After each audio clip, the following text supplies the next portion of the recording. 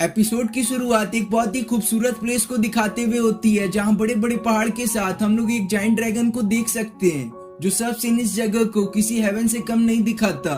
जिसके दिखाते ही हमारा सीन सुहोंग पर शिफ्ट होता है, जो इस जगह पर किसी निर्वाणा पिल को रिफाइन करने की कोशिश कर रहा था। लेकिन यह पिल को रिफाइन करना इतना भी आसान नहीं है, इसलिए वो अपनी पूरी स्पिरिचुअल एनर्जी अल्केमी फर्नेस में ट्रांसफर करके इस पिल को रिफाइन करना जारी रखता है, जिससे अब वह काफी कमजोर भी हो गया था, पर वह इसकी बिना परवाह किए हुए अपनी एनर्जी को ट्रांसफर करना जारी रखता है। पर तभी हम इस जगह पर एक लड़की को आता हुआ देखते हैं, जो सुहोंग को यह सब रोकने को कहती है।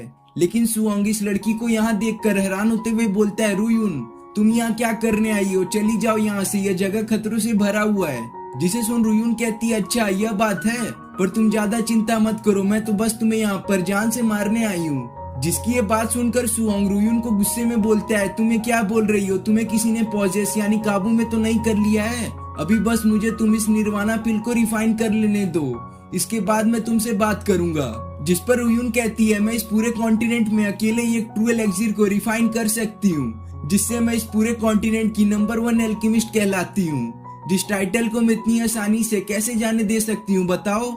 इसलिए मैं तुम्हें मारने आई हूँ, ताकि तुम मुझे सरपास ना कर सको। लेकिन सुहोंग और रुयुन तो स्टार्टिंग से ही एक दूसरे से प्यार करते थे, और ये निर्वाणा पिल सुहोंग रुयुन को देकर प्रपोज करना चाहता था, जो बात सुहोंग रुयुन से शेयर भी करता है। पर ये जानने के बाद रुयुन बोलती है, तुम्हारा हो गया हो तो मैं तुम्हें मार देती हूँ। जो बोलकर रुयुन अपने टियाचू डिवाइन फ्लेम को अनलीश करती है, जो फ्लेम की रैंकिंग सेकेंड है डिवाइन फ्लेम लिस्ट पर।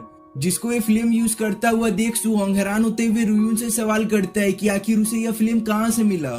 पर रुयुन इसका कोई भी जवाब ना देकर टियाचू फ्लेम का यूज करते हुए एक फिनिक्स से सुहोंग पर अटैक करती है। जिस अटैक को अपनी ओर आता हुआ देख सुहोंग इस रिफाइनमेंट प्रोसेस को टेम्पररी रोककर इस फिनिक्स से बचना स्टार्ट कर देता है। पर यह फिनिक्स काफी बुरी तरह से सुहोंग के पीछे लग चुकी थी, जो रास्ते में आने वाले सभी चट्टान को बर्बाद करते हुए सुहोंग के करीब पहुंचने लगती है।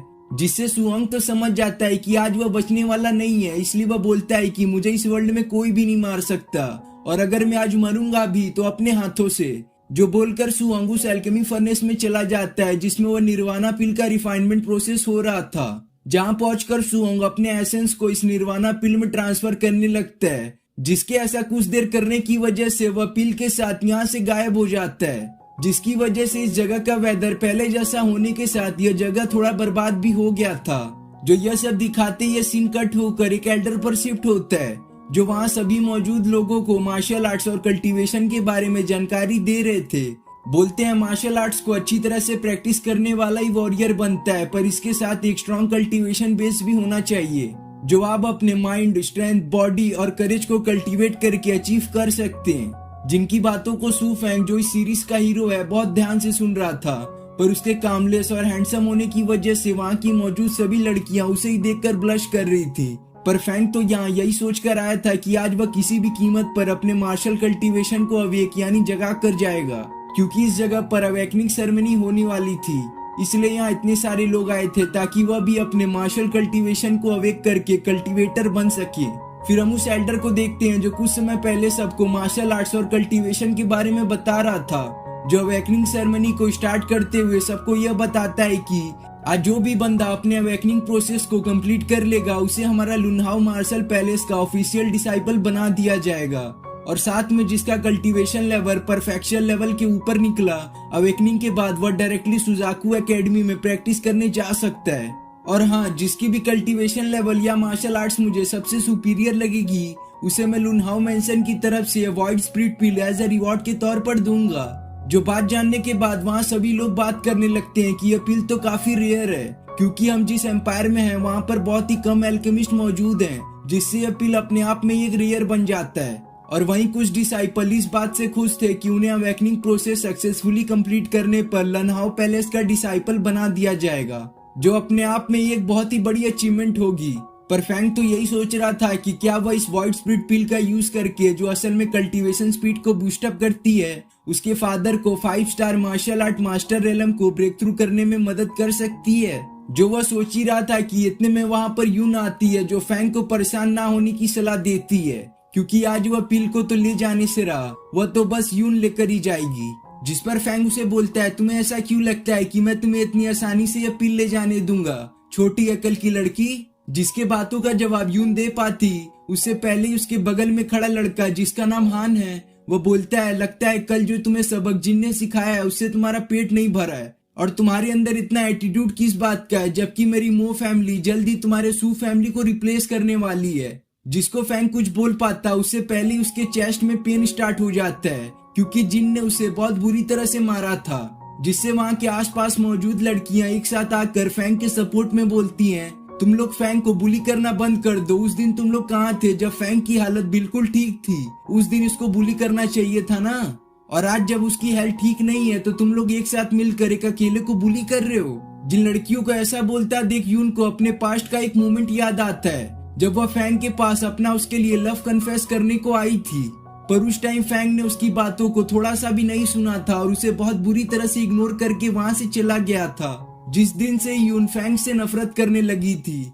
जिन लोगों को ऐसा लड़ता हुआ देख वह एल्डर जिनका नाम एल्डर शेन है वह गुस्से में उन्हें शांत रहने को कहते हैं। जिनको फैंग शांत करते हुए बोलता है, एल्डर हम लोग तो बस यही बात कर रहे थे कि इस अवेकनिंग सेरेमनी में सबसे पहले कौन जाएगा और वह कौन बंदा होगा जिसे आप वो वॉइड स्पिरिट पिल देंगे। और हमने आपस में डिसाइड किया है कि इस अवेकनिंग सेरेमनी में सबसे पहले मैं जाऊंगा।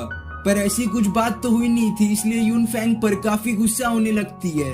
पर एल्डर सन फैंग से बोलते हैं कि मैंने सुना था कि तुम्हें काफी ज्यादा इंजरी लगी है और यहाँ तक कि तुम्हारे मेरिडियन भी डैमेज हो गए हैं, तो क्या अब वो ठीक है जो तुम इस अवेकनिंग सेरेमनी में पार्टिसिपेट कर रहे हो? अगर ऐसा नहीं है तो तुम्हें काफी दर्द का सामना करना पड़ सकता है इस अवेकनिंग सेरेमनी के दौरान। जिस पर फैंग बोलता है, हाँ इंजरी तो लगी थी मुझे पर अब वो ठीक है और जितने भी मेरे मेरिडियन डैमेज हुए थे अब वो हील भी हो चुके हैं, इसलिए मैं इस अवेकनिंग सेरेमनी में पार्टिसिपेट कर सकता हूँ। जो बोलकर फैंग उस आर्टिफैक्ट के पास जाने लगता है जिसके हेल्प से ये अवेकनिंग प्रोसेस शुरू होता है। जहाँ पहुंचकर फैंग वहाँ पर बैठकर अपनी मेडिटेशन स्टार्ट कर देता है ताकि वह अपने अंदर के छुपे हुए मार्शल कल्टीवेशन एट्रीब्यूट को बाहर ला सके।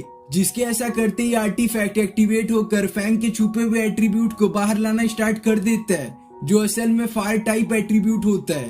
पर भले ही फैंग ने अपने फायर एट्रीब्यूट सबके सामने ला दिया था पर अभी तक उसका अवेकनिंग प्रोसेस कंप्लीट नहीं हुआ था। लेकिन तभी इस अवेकनिंग प्रोसेस के दौरान फैंग की बॉडी में मौजूद उसके मेरिडियन अनस्टेबल हो जाते हैं जिसकी वजह से अवेकनिंग प्रोसेस डिस्टर्ब हो जाता है। जिससे देखते ही देखते फैंग को काफी ज्यादा पेन और उसके बॉडी में क्रैक्स पड़ने स्टार्ट हो जाते हैं। जिन सब का यह मतलब था कि फैंग की बॉडी का इंजरी अभी बिल्कुल भी हील नहीं हुआ था और उसके मेरिडियन अभी भी डैमेज थे। जिसके अवेकनिंग प्रोसेस को फेल होता हुआ देख वहाँ पर सभी मौजूद लोग जो फैंग का मजाक उड़ा रहे थे अब वह फिर से फैंग को बुरा भला बोलने लगते हैं। बोलते हैं यह तो लूजर है, तो कुछ बोलते हैं कि यह तो एक वेस्ट है। पर फैंग उनकी बातों पर थोड़ा सा भी ध्यान नहीं देता और अपने अवेकनिंग प्रोसेस को कंप्लीट करने की कोशिश जारी रखता है। जिन सब में फैंग को उस टाइम का विजन आता है जब रुयुन और सुहोंग काफी अच्छे फ्रेंड हुआ करते थे, जिस विजन में वो उन दोनों को एक साथ देख सकता था कैसे वो एक दूसरे की केयर करते हैं। और साथ में उसे वह भी सीन दिखता है कि कैसे रुयुन ने सुहोंग को धोखा दिया था, जिस धोखे के बदले में सुहोंग को अपनी जान देनी पड़ी थी। जिन सब सीन को फैंग के आंखों के सामने आने का मतलब यह था कि फैंग ने सुहोंग के सभी पावर और नॉलेज को इनहेरिट कर लिया है क्योंकि फैंग सुहोंग के ब्लड लाइन से बिलोंग करता था और सुहोंग उसके एंसेस्टर थे, जिनके मिलने वाले नॉलेज और पावर की वजह से फैंग की बॉडी में जो क्रैक्स और उसके मेरिडियन डैमेज थे अब वह पूरी तरह से हील हो जाते हैं और उसका अवेकनिंग प्रोसेस अब वापस से स्टार्ट हो जाता है। पर फैंग ने जो अभी यह सब सीन देखा था इससे वह डिसाइड करता है कि वह अपने एंसेस्टर सुहोंग का बदला उस रुयुन से जरूर लेगा। जिसके बाद हम उस आर्टिफैक्ट के क्रिस्टल को देखते हैं जो अचानक से रेड कलर में ग्लो करने लगता है, जिसका मतलब यह था कि फैंग ने अपने फायर एट्रीब्यूट को अवेक कर लिया है। जिस फायर एट्रीब्यूट को देख एल्डर शेन बोल पड़ते हैं कि यह तो फायर एट्रीब्यूट है जो काफी रेयर चांस में ही देखने को मिलता है। वाकई में फैंग तो एक काफी जीनियस कल्टीवेटर निकला क्योंकि फैंग ने जो फायर एट्रीब्यूट को अवेक किया था वह हेवनली लेवल पर था। जो यह सब कम था कि उस आर्टिफैक्ट में मौजूद क्रिस्टल अचानक से रेड कलर से बदलकर ब्लू कलर में हो जाते हैं। जिस क्रिस्टल को ऐसा कलर बदलता देख वहाँ पर मौजूद सभी लोग काफी हैरान हो जाते हैं क्योंकि ऐसा उन्होंने कभी होता देखा नहीं था। पर तभी हमारा सीन फैंग पर शिफ्ट होता है जिसकी बॉडी से काफी ज्यादा अमाउंट में ब्लू ऑरा रिलीज होने लगता है, जिसका मतलब यह था कि फैंग के पास फायर एलिमेंट के साथ आइस एलिमेंट की भी पावर थी। जिससे होता यह है कि यून और हान जो कुछ समय पहले फैंग का मजाक उड़ा रहे थे अब उनकी बोलती बंद हो जाती है और जो लड़कियां फैंग को सपोर्ट कर रही थी अब वह सब फैंग का ही नारा लगाने लगती हैं। और अभी जो फैंग ने आइस पावर को एक्टिवेट किया है यह भी हेवनली लेवल पर था, जिसकी वजह से एल्डर सैन तो बस फैंग को देखते ही रह जाते हैं। लेकिन तभी हम दो लड़कियों को देखते हैं जो इस अवेकनिंग सेरेमनी को छुपकर काफी दूर से देख रही थी। तो उनमें से जो मास्क्ड गर्ल होती है वह दूसरी लड़की जो असल में उसकी मास्टर थी उसे बोलती है कि फैंग तो बिल्कुल आपके जैसा निकला, उसके पास तो डुअल एलिमेंट की पावर है। फिर हम फैंग को देखते हैं जिसने अपनी अवेकनिंग सेरेमनी को सक्सेसफुली कंप्लीट कर लिया था, जो एल्डर सैन के पास आकर उनसे वह व्हाइट स्पिरिट पिल का डिमांड करता है, क्योंकि एल्डर सैन ने बोला था कि जो भी बंदा इस अवेकनिंग सेरेमनी में सबसे अच्छा परफॉर्म करेगा उसे यह पिल मिलेगा। और अब जबकि फैंग ने डुअल एलिमेंट को अवेक कर लिया है तो शायद इससे बड़ा टैलेंट कोई हो ही नहीं सकता। जिसके बाद पर राजी होकर एल्डर सैन फैंग को वह स्पिरिट पिल देने को बढ़ते हैं, पर तभी वहाँ पर जिन की एंट्री होती है, जिसको यहाँ पर आता हुआ देख सभी वहाँ पर मौजूद लोग आपस में बात करने लगते हैं कि यह तो जिन है जो बहुत ही जीनियस कल्टीवेटर है। तो फैंग जब देखता है कि उसकी ओर जिन आ रहा है तब उसे उस दिन का सीन याद आता है जब जिन ने उसे बहुत बुरी तरह से मारा था। जिसके बाद हम जिन को देखते हैं जो एल्डर सैन को वह पिल फैंग को देने से साफ इनकार करता है, बोलता है कि लास्ट टाइम मैंने फैंग को बहुत बुरी तरह से मारा था, जिसमें उसे काफी ज्यादा इंजरी लगने के साथ उसके मेरिडियन भी डैमेज हो गए थे। तो आज भला वो इस अवेकनिंग प्रोसेस को कैसे कंप्लीट कर सकता है? जरूर इस फैंग के बच्चे ने चीटिंग की होगी, जिसकी इस बात पर यून और हान उसका सपोर्ट करते हैं। पर वहीं कुछ लोग ऐसे होते हैं जो फैंग का सपोर्ट करते हैं क्योंकि उन्होंने अपने सामने ही उसका अवेकनिंग प्रोसेस कंप्लीट होते हुए जो देखा था।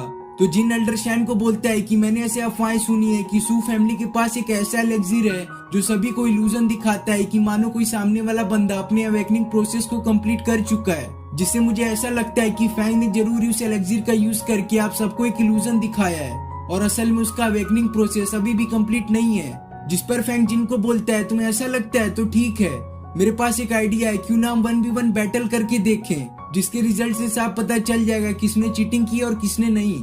जिसके बोलने के साथ ही एपिसोड यहाँ पे खत्म हो जाता है।